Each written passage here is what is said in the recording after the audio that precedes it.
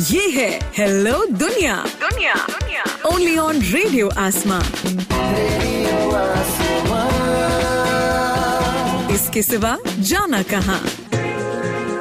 Business update. तो दोस्तों, आप सुन रहे हैं रेडियो आसमां और मैं हूं साकेत सोनी।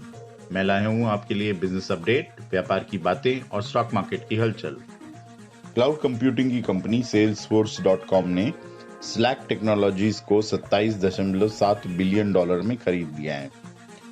स्लैक टेक्नोलॉजीज एक वर्कप्लेस मैसेजिंग ऐप बनाती है, जिसकी वजह से सेल्सफोर्स के कस्टमर्स, एम्प्लॉइज और पार्टनर्स अब एक प्लेटफॉर्म पे बात कर सकेंगे। salesforce.com का मानना है कि अब वर्क फ्रॉम होम या रिमोट वर्किंग स्पेस काफी दिनों तक चलेगा और इसीलिए स्लैक टेक्नोलॉजीज के इस मैसेजिंग ऐप को बहुत सराहा जाएगा। salesforce.com स्लैक टेक्नोलॉजीज के इस मैसेजिंग ऐप के साथ माइक्रोसॉफ्ट के टीम्स को कंपटीशन देना चाहती है। ब्रिटेन इस समय ब्रेक्जिट और पैंडेमिक की समस्याओं से घिरा हुआ है। वहां की अर्थव्यवस्था काफी डामाडोल है। इसी की वजह से वहां के रिटेल बिजनेस पे बहुत ज्यादा बुरा असर पड़ रहा है। रिटेल इंडस्ट्री में बहुत सारी नौकरियों की कटौती हो रही है। इसी की एक कड़ी में वहां के एक रिटेलर आर्केडिया ने भी अब अपना काम धंधा बंद कर दिया है और 13,000 लोगों की नौकरियां इसमें चली गई हैं। Arcadia Topshop, Miss Selfridge और डोरोथी पर्किंस नामक ब्रांड्स को ओन करते हैं। आर्केडिया के सीईओ इयन ग्रैबिनर ने बताया कि कोविड-19 के पैंडेमिक में काफी दिनों तक लॉकडाउन रहा और इसी की वजह से वो आउट ऑफ बिजनेस जा रहे हैं। आर्केडिया की कंपटीशन मार्क एंड स्पेंसर्स और सेल्फ्रिज भी काफी कटौतियां कर रहे हैं अपनी नौकरियों में और उनके भी स्टोर्स इस समय काफी दिनों से बंद हैं। नवंबर महीने के जीएसटी कलेक्शन के आंकड़े आ गए हैं और इस बार फिर 1 लाख करोड़ से ज्यादा का जीएसटी कलेक्शन हुआ है। बताया जा रहा है कि नवंबर में 1,04,000 करोड़ का जीएसटी कलेक्शन हुआ, जो अक्टूबर में 1,03,000 करोड़ पे था।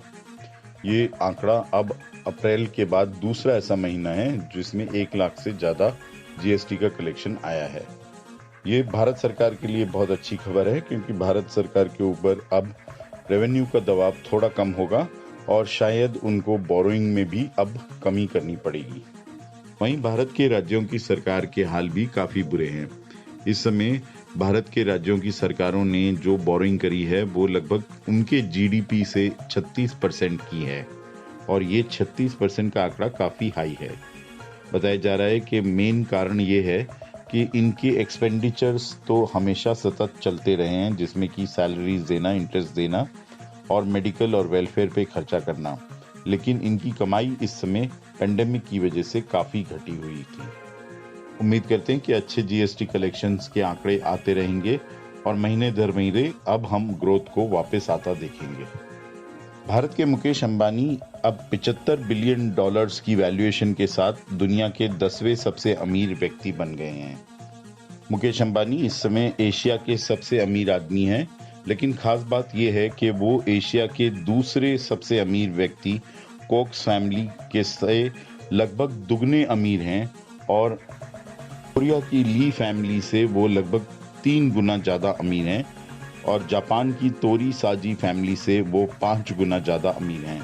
आपको बता दें, इस समय मुकेश अंबानी की कंपनी रिलायंस इंडस्ट्रीज के रिलायंस वेंचर में खासा इन्वेस्टमेंट आया है, जिसके चलते उनकी वैल्यूएशन में बहुत फेरबदल आया है और वो काफी ऊपर चढ़े हैं।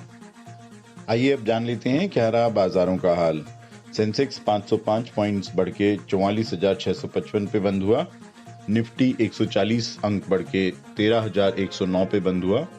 डाउ जोन्स 185 अंक बढ़ के 29,823 पे बंद हुआ और नैस्डैक 156 पॉइंट्स बढ़ के 12,355 पे बंद हुआ। वहीं भारत में सराफा बाजार में सोना 694 रुपए बढ़ के 48,486 पे बंद हुआ और चांदी 3,078 रुपए बढ़ के 62,200 पे बंद हुई। ये था आज का बिजनेस अपडेट। मैं हूं साकेत सोनी और आप सुन रहे हैं रेडियो आसमां। इसके सिवा जाना कहां। बिजनेस अपडेट रेडियो आसमां।